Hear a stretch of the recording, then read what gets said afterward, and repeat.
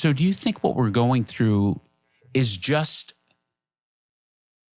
an evolutionary step, like moving from 1950s Christianity to the Jesus movement, which is just an updated form of the same faith? Or is this a complete shift, a complete, really Protestant overhaul, like more Reformation oriented? Is it we're just growing and this is our next coming of age growth? Or, oh no, there's a major shift happening? I think there's a major shift happening, and I actually think it feels to us like we're in the middle of it. I don't think we're in the middle of it. I think that... where do you think we are? At the beginning of it? I think we're in the prelude. I don't know that, you and I will even be around to see the actual, the advancement, the real evolution. I mean, AI, talking about whether or not, we can do digital church or we should believe in original sin. All of that stuff is like child's play. When we are now like living in augmented forms of reality and the kinds of things that will be brought on, we're on teetering on potentially like global economic disruptions and the kinds of things that are going to happen. Potentially, if we're in late stage capitalism, what is the thing that comes after capitalism? And how, so much of Christianity, even what we call Christianity, is enculturated by and informed by capitalism. So what happens when there's capitalism is no longer something you can be referential to? There's something else that we can't even conceive of it, right? It would be like living in a feudalistic society and trying to explain what we now know as like capitalism or consumerism. It would just be like, I don't even know what you're talking about. It has never existed. We're going to move into these new forms of ways of being human and ways of organizing human society. And religion will, if it's going to exist, the Christian faith is going to have to be something altogether different.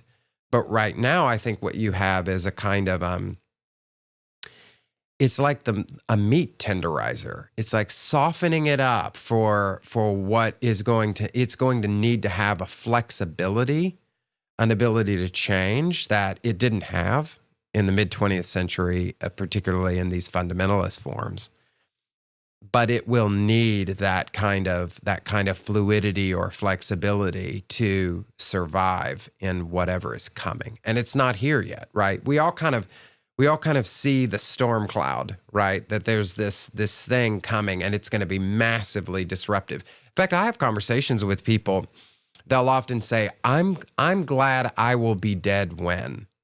Because they feel the disruption is going to be so intense that you're almost fearful of it because you wonder if you can survive it.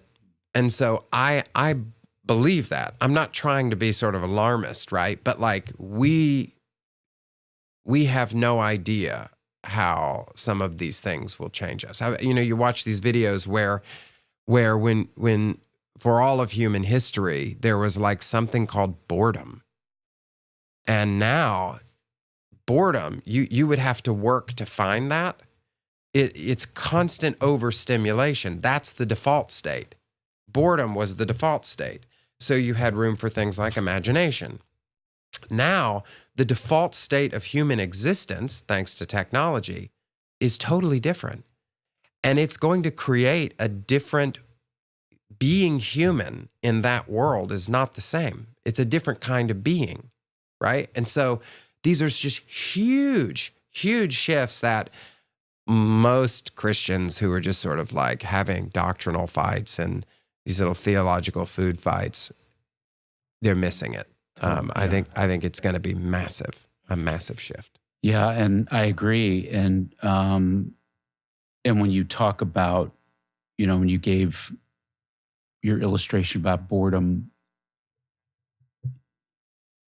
you wonder if this technological age that we're in ends up it doesn't really stay external.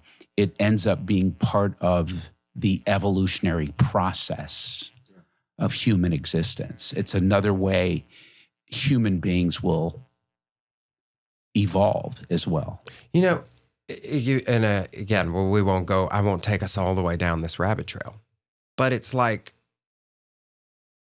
nobody's even paying attention to the fact that we're living in an age where it's not just possible, but probable that there are extraterrestrial life forms.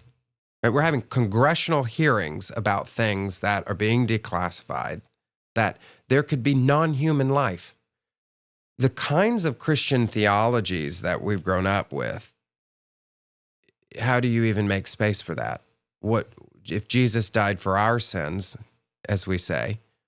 How do you even make sense of other life forms in other places, and how do you make sense of a God? Right? It just like boggles the mind. If we end up in a space where we and it seems like at some point we may end up there, where we go, we're not the only things that are living in this universe. Christian theology, it's like half of it. You just tear half the book, throw it out the window. So those kinds of disruptions, it's not like Calvinism versus Arminianism. That will be so ridiculously passé. We'll be so far beyond that conversation that the people who are having that, they're not even going to be prepared for what's coming. So it's these kinds of massive mind shifts, I think, they're on the horizon, and we don't know which one's going to fall first. That's right. Mind shift would be one way to say it. Mind is a whole other kind of way to say it. Right. Right.